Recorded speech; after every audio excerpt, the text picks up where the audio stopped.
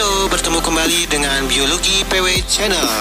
Jangan lupa ya untuk subscribe, like, dan share video ini. Biologi itu menyenangkan. Belajar bersama Pak PW. Yaitu bioteknologi. Saya akan mengulang sedikit. Pada intinya, bioteknologi itu adalah penerapan berbagai macam bidang ilmu, tetapi lebih fokus kepada agen biologinya, ya.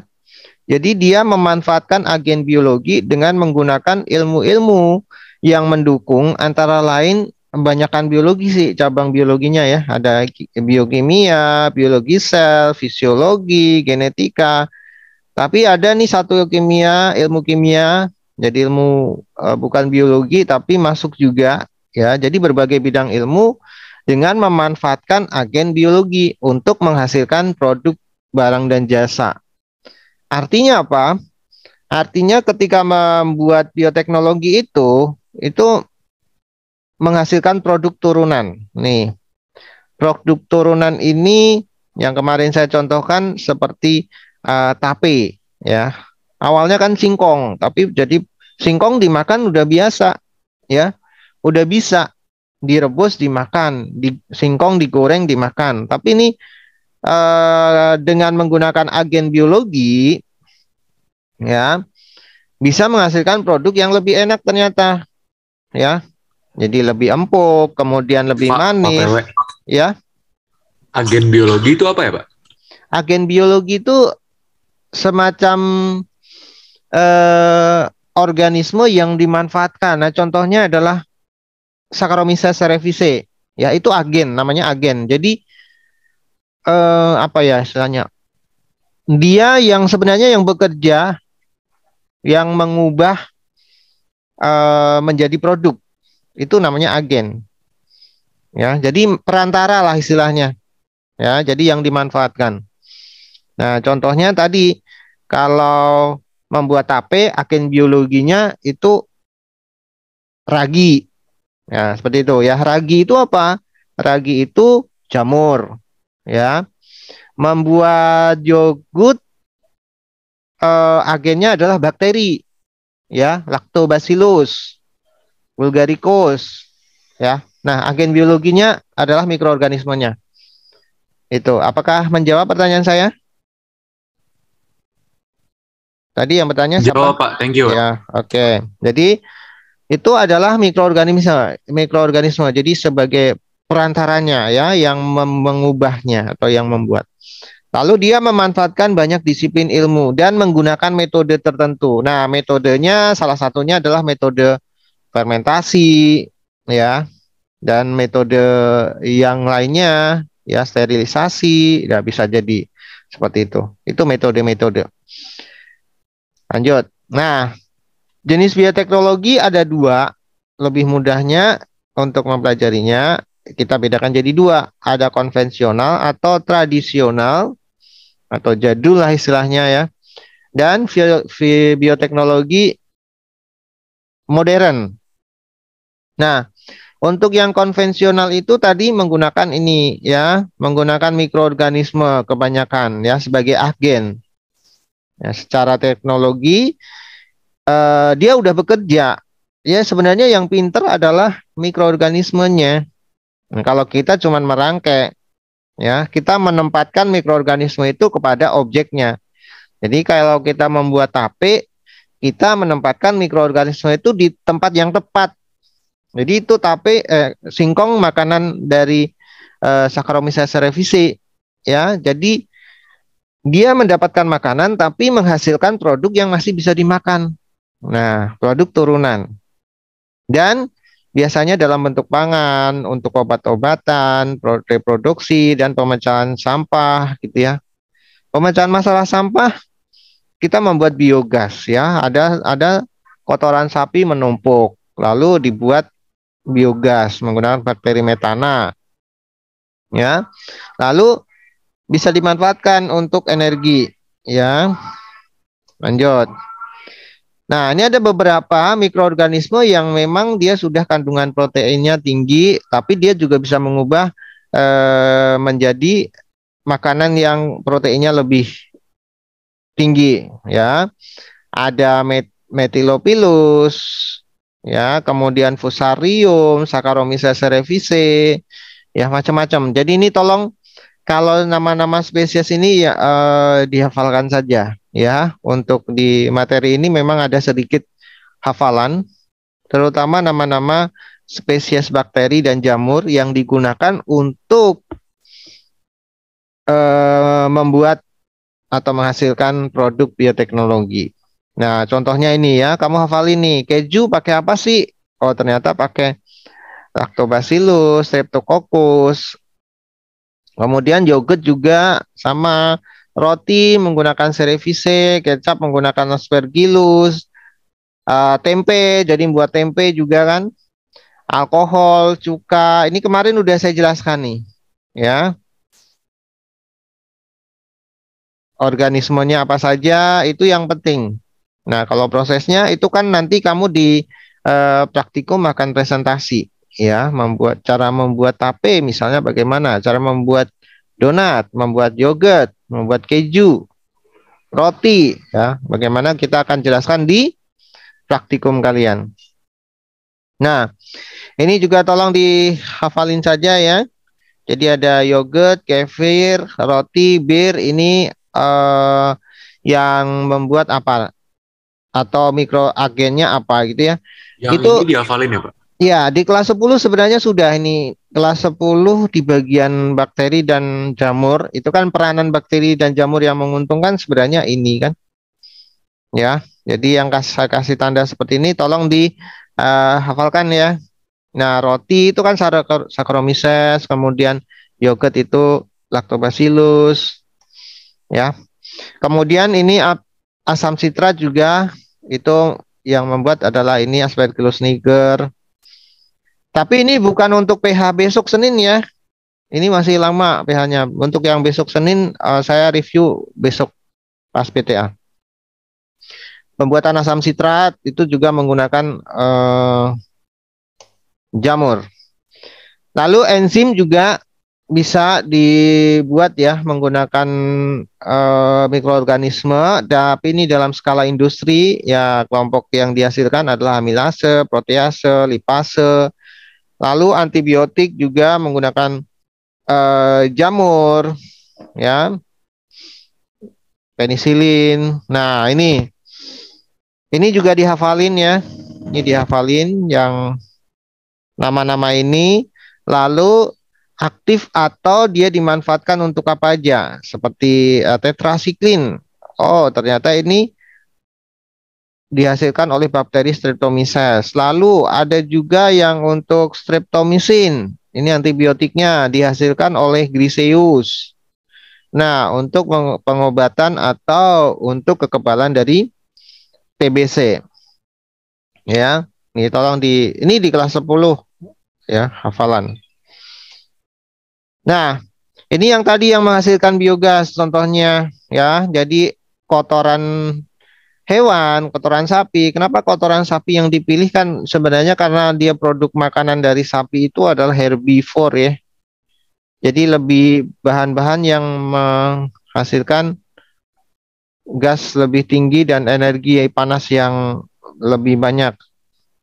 Ya, sehingga nih selain dipakai untuk pupuk juga bisa digunakan untuk membuat biogas juga bisa ya.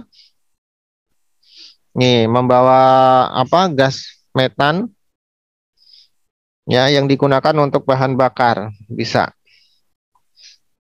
Oke. Nah, sekarang ini yang saya akan lebih jelaskan. Yang waktu kemarin itu saya sampai di sini ya, bioteknologi modern. Kemarin saya membedakan antara cloning ya, cloning transfer inti dan cloning transfer embrio ya. Itu kemarin saya jelaskan ya perbedaannya apa. Kemudian ada bayi tabung dengan apa? Cloning itu sama atau beda? Ya, itu kemarin saya juga udah jelaskan ya. Tapi secara singkat ini saya akan ulang lagi. Jadi kalau bioteknologi modern itu dia lebih menggunakan teknologi, ya, teknologinya ini buatan manusia yang lebih modern, alat-alat yang lebih modern. Maka ciri khasnya bioteknologi modern itu adalah lebih mahal dan lebih susah buatnya. Karena peran manusia di sini sangat dibutuhkan.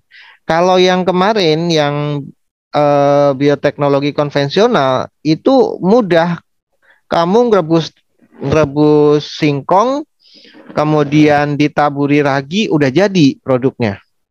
Nggak perlu macam-macam. Tapi kalau kalian membuat bayi tabung, kamu membuat tanaman transgenik, nah itu alatnya mahal. Yang pertama ada mikroskop dulu. Kan kita buat itu adalah secara mikro, ya, mikro tapi di lab. Labnya aja harus steril, ya, nggak bisa sembarangan. Nah kalau membuat tape kamu nggak harus masuk lab, di dapur juga bisa, ya. Jadi ini lebih mahal. Alatnya mikroskop aja dari yang bahan dasar utama itu udah mahal tuh mikroskop, ya. Kemudian ada enzim pemotong DNA. Nah, itu apa ya? Kemudian enzim penyambung DNA tuh. DNA udah dipotong, disambung lagi. Kemudian kan kita nggak bisa melihat langsung, ya, DNA itu kayak apa gitu, ya.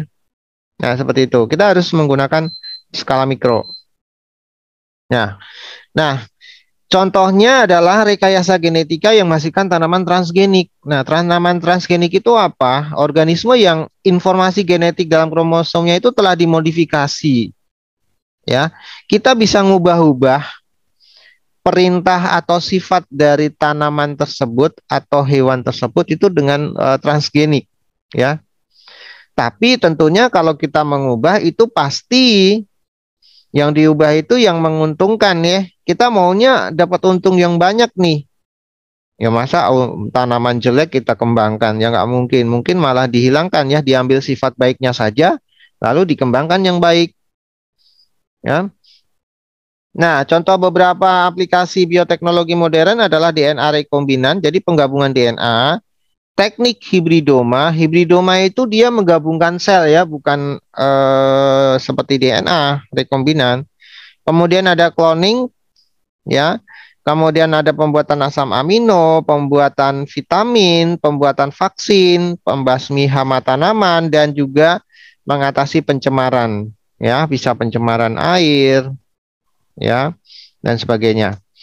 Oke, nah saya akan memberi satu contoh. Itu ini adalah bioteknologi modern yang paling sering ditampilkan di dalam soal biologi, yaitu adalah DNA rekombinan. Ini yang di sini diberi contohnya adalah gen untuk menghasilkan tahan terhadap hama. Kemudian di sini untuk mengatasi pencemaran. Kemudian untuk terapi penyakit jantung. Lalu untuk mencegah pertumbuhan pendek. Nah, hebatnya ini, ya. Jadi bagaimana caranya? Kita menggunakan agen-agen bioteknologi, salah satunya adalah bakteri. Nah, di sini kita manfaatkan bakteri.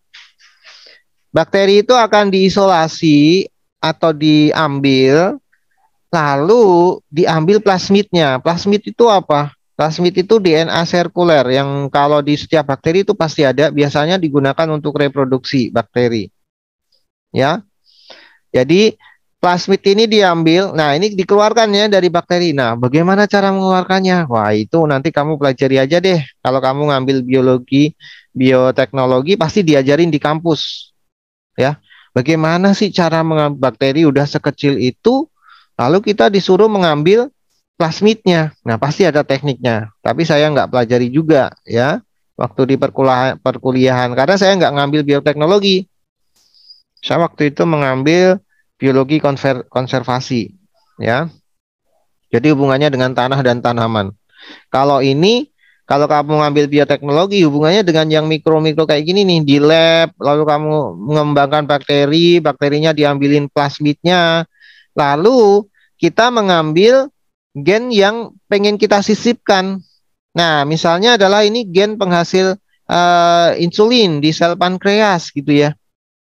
Nah, kamu ambil tuh, lalu masukkan atau disambung. Ini kan plasmidnya dipotong dengan DNA restriksi atau pemotong. Lalu disambung dengan DNA ligase, ya enzim ligase untuk memotong ini, ya. Nah, setelah disambung, maka dimasukkan kembali tuh di dalam bakteri. Nah, kita kan sudah memperoleh sifat yang kita inginkan, yaitu sifat yang bisa menghasilkan insulin misalnya. Oke. Nah, dimasukkan lagi ke dalam bakterinya, lalu apa sih tujuan dimasukkan lagi? Supaya bisa dikembangkan. Kan bakteri itu membelah dengan cepat atau pembelahan biner. Jadi ini nanti akan membelah, tapi kalau sudah membawa plasmid penghasil insulin, otomatis insulin yang dihasilkan juga banyak ya. Makanya kita manfaatin tuh bakteri itu sebagai agen untuk menghasilkan insulin yang lebih banyak kalau kita sudah menyisipkan gen penghasil insulin. Nah, di sini dicontohkan adalah tadi gen untuk hama, gen untuk mengatasi pencemaran, gen untuk penyembuhan jantung, dan juga ini gen untuk yang menghasilkan hormon pertumbuhan gitu ya. Jadi seperti itu. Di atas kertas mudah. Kita lihatnya ini mudah banget nih ya. Ya tinggal ngambil plasmid di Pak PW. Ya. Ini ngambil plasmidnya itu bisa ke spesies lain gitu gak Pak? Misalnya dari tumbuhan buat ke manusia gitu, nggak bisa ya Pak? Nggak bisa, karena ini memang kalau yang DNA ringguin yang memiliki plasmid itu hanya bakteri. Kalau di tumbuhan itu bukan plasmid lagi, dia nggak ada plasmid, dia hanya DNA. Itu udah makhluk eukariotik ya. Kalau bakteri kan dia masih prokariotik dan DNA-nya itu memang lepas di luar. Jadi memang agennya plasmid. Jadi memang ini kebutuhannya plasmid ya untuk penggabungan-penggabungan seperti ini. Kalau manusia kan nggak punya plasmid. Dia DNA eukariotik. Tumbuhan juga. Ini kan prokariotik ya. Prokariotik dan memang dia punya plasmid. Oke, menjawab ya. Oke. Pak, thank you Pak. Ya. Selanjutnya, ini mudah ya. Tapi di atas kertas. Tapi pada proses pelaksanaannya tentunya harus berulang-ulang. Seperti membuat vaksin. Itu kalau di atas kertas mudah. Tapi kan harus berulang-ulang. Ya. Jadi harus dicoba berulang-ulang dan ini harus butuh ketelitian dan itu kerjanya juga sangat steril ya. Dan ini hanya dilakukan oleh orang yang profesional di bidangnya. Nah, kalau kamu tertarik, kamu nanti akan jadi orang yang profesional di bidang ini. Ya, tentunya kamu harus kuliah ambil yang bioteknologi, misalnya bioteknologi modern ya. Lalu kamu nanti kerjanya juga di lab-lab tuh, cuma ngotak-atik di bawah mikroskop. Orang pikir ngapain sih yang dilihat-lihat nggak kelihatan gitu ya, tapi kerjanya ada hasilnya. Kayak membuat vaksin juga begitu kan, membuat vaksin COVID-19 tuh ya, seperti itu. Oke. Nah ini secara teori tadi sudah saya jelaskan lebih simpel mungkin ya, saya pakai bahasa saya sendiri, tapi ini urutannya ya. Nah, DNA plasmid itu kan memang hanya ada di bakteri ya, paling mudah diambil. Dan DNA pembawa sifat yang diambil itu ya, ini baru dari organisme yang diinginkan nih, misalnya dari tanaman, misalnya dari manusia. Nah, itu diambil DNA-nya, lalu disisipkan ke plasmid. Nah, kenapa bakteri yang digunakan? Karena bakteri juga mudah kan untuk berkembang biak. Dalam hitungan berapa jam gitu dia udah berkembang biak, membelah diri dengan cepat.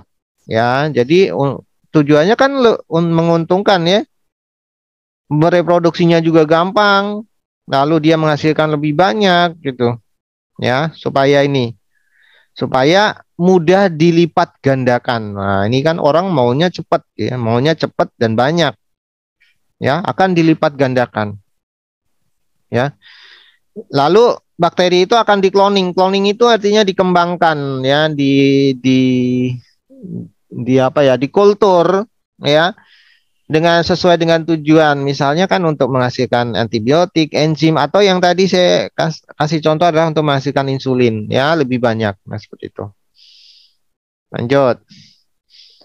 Nah, berikutnya yang kedua, saya beri contoh adalah teknik hibridoma. Kalau tadi DNA rekombinan ya. Nah, teknik lain dari DNA tadi transfer gen ya, bisa transgenik juga masuk ke yang tadi. Nah, kalau yang sekarang ini adalah hibridoma. Hibridoma itu adalah teknik menyatukan dua sel dari jaringan yang sama, tapi yang disatukan bukan sel sperma dan sel telur ya. Kalau yang disatukan sel sperma dan sel telur itu nanti jadinya bayi tabung ya, atau cloning transfer embrio ya. Kalau yang ini yang disatukan adalah sel-sel tubuh ya, sel vegetatif bukan sel kelamin ya. Nah, ini dua sel jaringan yang sama atau organisme yang berbeda sehingga menghasilkan sel tunggal.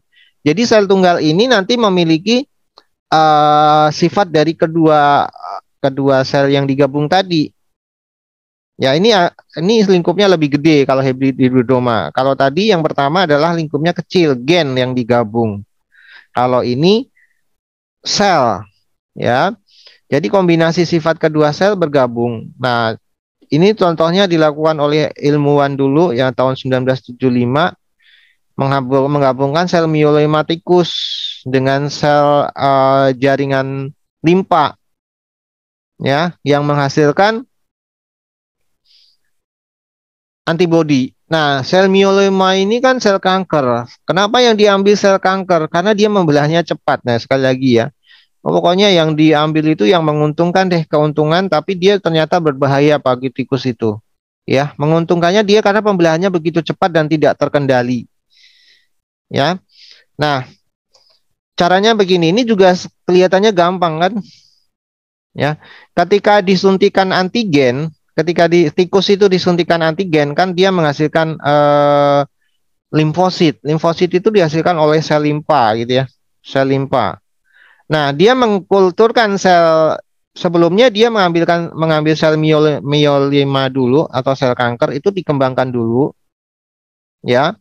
Lalu dia menggabungkan sel limpa tadi ya, penghasil antibodi tadi dengan sel myelomanya ya. Akibatnya menjadi satu tuh ya, ada warna biru dan ungu jadi satu. Maka belang begini kan ini hanya gambaran saja. Gambaran saja ya, separuh biru, separuh ungu. Lalu fusi ini kan digabungkan ya, lalu diperbanyak ya. Nah, setelah diperbanyak atau dikulturkan ya secara cepat, karena kan ini sel-sel kanker itu berkembangnya cepat ya, lebih mudah ya. Tapi sel-sel kanker ini kan sudah membawa sifat sel yang menghasilkan antibodi ya. Lalu ketika dimasukkan ke dalam tubuh tikus, otomatis sel tadi itu kan yang menguntungkan ada di situ, yaitu menghasilkan antibodi. Nah, ini biasa sering disebut dengan antibodi monoklonal, ya, dengan teknik hibridoma. Ingat-ingat ya, antibodi monoklonal ya, karena dari dua menjadi mono, ya, satu klon, ya, antibodi monoklonal. Yang tentunya antibodi ini kan bermanfaat untuk mencegah antigen ini kan. Oke. Ada juga yang namanya interferon. Interferon itu kan juga dihasilkan ketika seorang manusia dimasukin virus gitu ya. Lalu sebagai kekebalan itu biasa muncul interferon. Interferon juga bisa dikembangkan seperti ini. Nah, berikutnya yang C ini cloning. Cloning transfer inti atau embrio. Nah, kalau yang di sini adalah transfer inti. Saya jelaskan di sini menggunakan cloning domba doli. Ini yang pertama kali dilakukan, ya. Nah, untuk cloning itu membutuhkan dua organisme. Yang pertama adalah yang betina. Yang betina ini yang diambil adalah sel telurnya. Pasti membutuhkan betina ya, karena kan yang diambil sel telurnya. Kalau laki-laki nggak punya sel telur, yang jantan. Nah, Lalu donornya apakah harus laki-laki ataukah harus betina? Nggak masalah jenis kelaminnya kalau pendonor. Karena yang diambil adalah dari sel vegetatifnya atau sel bukan sel kelaminnya bisa. Ya, jadi misalnya dari ini yang pertama diambil dari sel kelenjar susu misalnya, atau mungkin sel kulitnya, gitu ya. Nah, setelah diisolasi sel telurnya kan diambil. Bagaimana mengambil sel telur? Yaitu pakai teknik tertentu ya. Pasti sel telur dari domba ini diambil, kemudian ditaruh di media. Medianya juga yang bisa memberi nutrisi sel telur ini ya, supaya tetap hidup. Lalu dikosongkan intinya. Dari sel telur itu nukleusnya dikosongkan. Kemudian setelah dikosongkan itu disuntikkan lagi sel atau nukleus yang diambil dari sel vegetatif dari sini tadi sebagai donor. Saya kebalik ya. Ini donor sel telur, ini sel kelenjar susu. Jadi yang di sini nukleus kelenjar susunya itu disuntikkan ke sel telur yang sudah dikosongkan. Ya. Yang sudah dikosongkan tadi dimasukin dengan nukleus sel kelenjar susu. Akibatnya apa? Akibatnya berkembang di sini. Inti selnya berarti inti sel yang dari sini, domba ini. Lalu pertanyaannya, sifat anaknya nanti akan mirip siapa? Sifat ini, sifat anaknya itu yang paling bawah ini. Sifat anaknya itu pasti nanti akan mirip dengan ini, yang memberi donor kelenjar susu. Ya, karena kan nukleusnya dari dia, intinya dari dia. Jadi kan dulu ada yang bilang tuh, wah kalau begitu kita cloning Einstein saja nih, ya, mengcloning orang-orang yang pinter saja nih, karena dia gennya adalah gen orang pinter. Itu ya, bisa jadi seperti itu. Jadi kita mengambil sel telur dari orang biasa, lalu sel telur itu kita kosongkan, lalu kita ngambil sel apa saja dari Einstein misalnya, Albert Einstein, ya. Kita ambil intinya, lalu dimasukkan ke sel telur tadi. Lalu dimasukkan, kalau sudah jadi embrio awal tumbuh di dalam media, dimasukkanlah ke dalam rahim betina lagi, supaya dia bisa berkembang dan dikandung. Nah, sesudah gede itu dilahirkan. Lalu ini kan contohnya menghasilkan domba doli. Jadi sifatnya mirip dari pendonor. Tapi kan ini setelah muncul cloning ini, domba doli itu nggak bisa bertahan lama karena kekebalannya kurang ternyata ya, karena terserang penyakit. Nah, ketika mau diterapkan ke manusia itu muncul tuh pertentangan ya, karena dianggap melanggar kode etik ya dan segala macam. Ya, seperti itu. Nah, apa sih bedanya cloning dengan bayi tabung? Nah, sekarang kalau cloning ini kan dia yang diambil bisa apa itu? Bisa sel vegetatif, bukan sel kelamin ya. Kalau bayi tabung itu seperti cloning transfer embrio. Ya, artinya itu yang digabungkan itu adalah sel telur dan sel sperma, tapi di luar. Jadi kalau bayi tabung ya, bayi tabung itu kita ngambil sebentar ya, ini bayi tabung itu kita ambil sel telur, kemudian kita ambil sperma. Sel telur dan sel sperma itu dimasukkan ke dalam wadah media seperti ini, digabungkan supaya membentuk zigot dan berkembang sampai embrio. Gitu ya.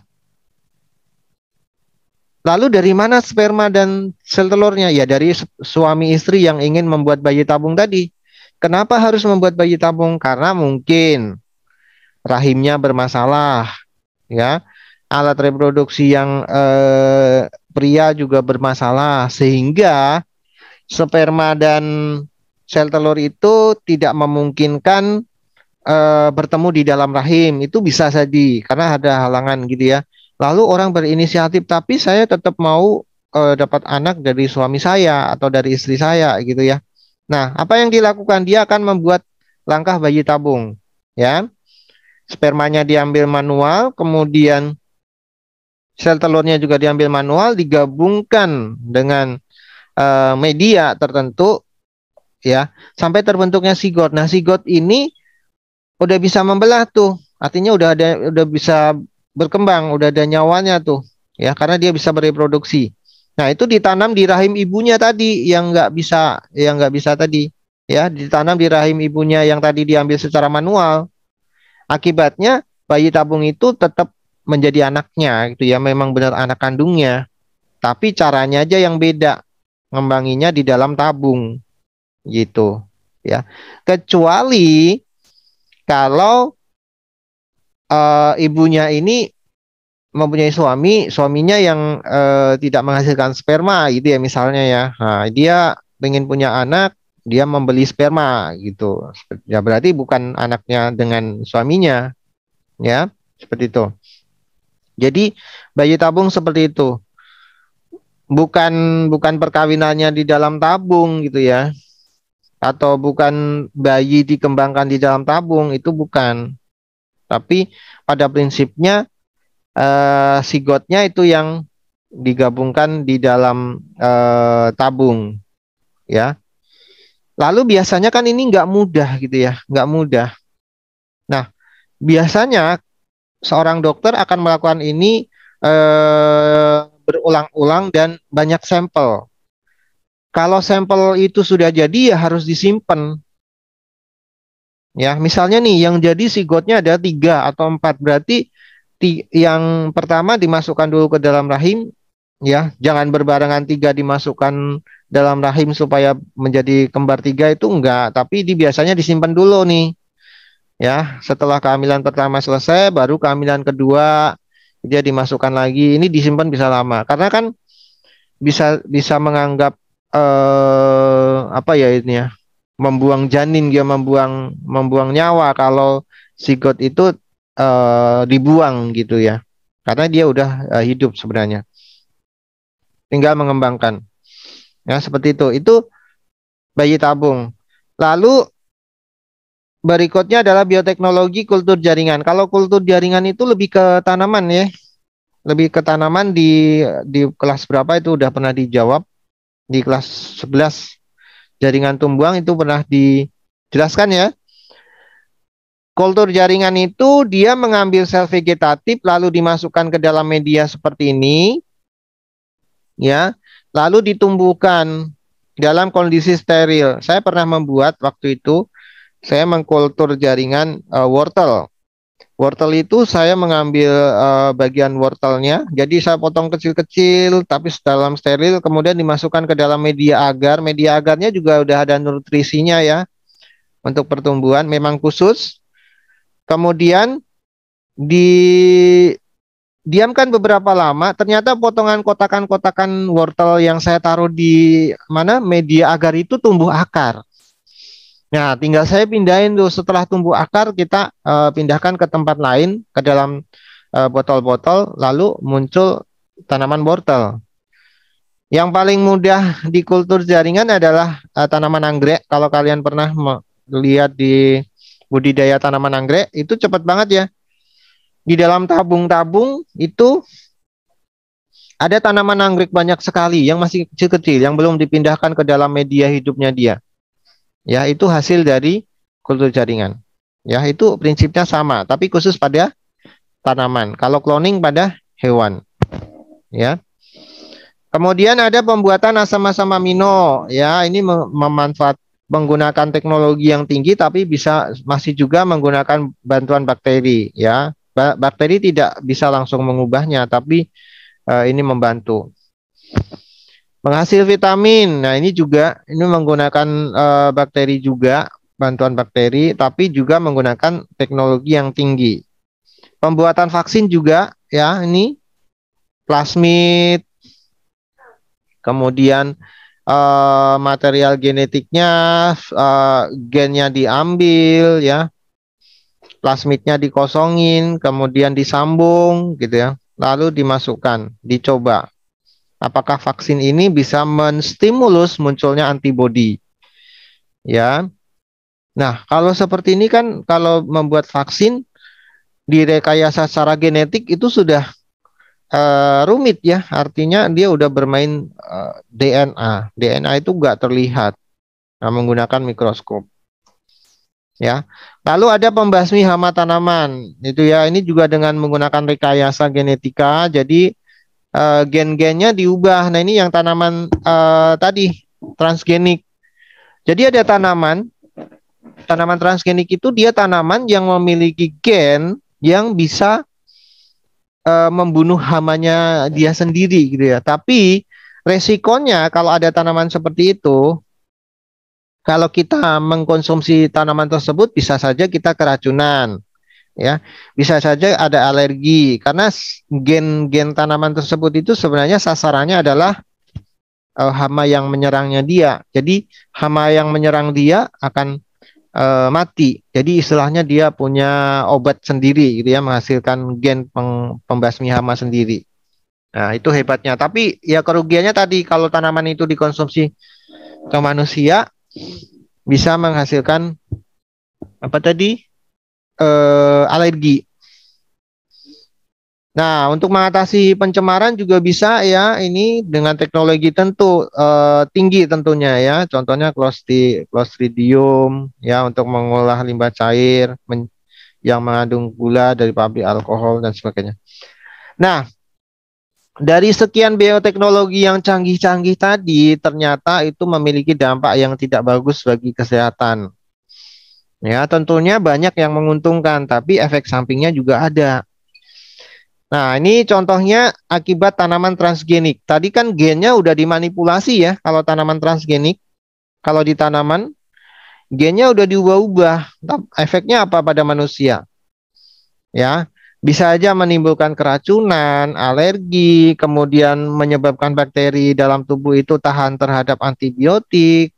Lalu karena ada perbedaan nutrisinya juga, kandungan nutrisinya berubah gitu ya. Harusnya lebih tinggi, tapi karena ada gennya udah diubah menjadi lebih sedikit ya, tapi dia lebih kuat gitu ya.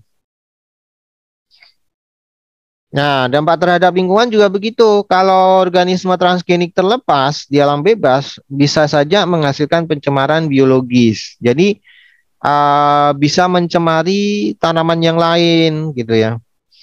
Kemungkinan menghasilkan varietas spesies baru dapat mengganggu keseimbangan biologis yang sudah ada di alam.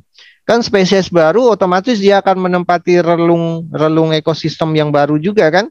Nah, ini akan mengganggu keseimbangan ekosistem. Ya, tiba-tiba ada makhluk aneh gitu ya. Tentunya ekosistemnya akan terganggu. Itu udah pasti ya. Secara logika akan mengganggu gitu ya. Kelasnya udah nyaman, tiba-tiba ada anak baru yang selengean gitu ya. Jadi terganggu ekosistemnya. Nah, itu sebagai gambaran. Dampak yang lain bisa menimbulkan penyakit baik pada manusia, hewan maupun tumbuhan. Kemudian mengganggu ekosistem, terjadinya transfer sifat genetis yang baru, ya, timbulnya serangga hama yang baru karena yang hama-hama yang sudah biasa dengan tanaman itu lalu muncul varietas hama yang baru gitu ya. Nah, kalau di bidang etika dan moral itu ya ini kurang diterima di masyarakat ya. Makanya tadi kan cloning manusia nggak jadi. Ya. Nih, tapi sekarang teknologi bisa aja membuat manusia jadi robot atau robot jadi manusia gitu ya. Hebat itu. Kemudian mayoritas orang Amerika berpendapat bahwa pemindahan gen dari suatu organisme adalah tidak etis ya. Nah, ini menentang ya pemindahan gen manusia ke hewan. Padahal itu sebenarnya kita satu kelas ya, bisa dan memungkinkan sekali. Beberapa tanaman transgenik yang tidak berlabel juga akan menimbulkan konsekuensi tertentu bagi manusia ya, makanya hati-hati. Nah, Untuk mencegah dampak negatif bioteknologi akan datang tentunya diperlukan adanya instrumen ya yang dapat memberi jaminan keselamatan. Kemudian ini ada peraturan-peraturan ya untuk mencegah. Terima kasih ya yang sudah subscribe, like, dan share video ini. Biologi itu menyenangkan.